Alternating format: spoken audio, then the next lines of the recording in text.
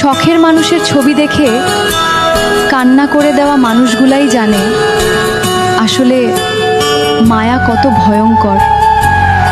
যদি তুমি কারো মায়ায় এখন পর্যন্ত আকৃষ্ট হয়ে না থাকো, তাহলে আমি বলবো কারো মায়ায় জড়িও না।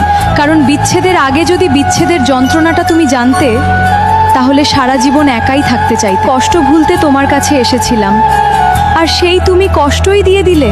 শূন্যস্থান কখনো শূন্য থাকে না, কিন্তু সেই পূর্ণতায় যদি শূন্যতায় খুঁজে পাওয়া যায়, দরকার নেই সেই পূর্ণতার।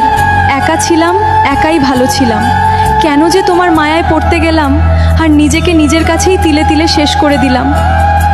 আল্লাহ গো, আমি সত্যিই জানি না আমার কপালে শেষটা কি আছে। দিনে দিনে নিজের বিশ্বাসের কাছে একটু একটু করে শেষ হয়ে যাচ্ছে। আমার জীবন ঠিক কোনখানে গিয়ে থামবে আমি সত্যিই জানি না।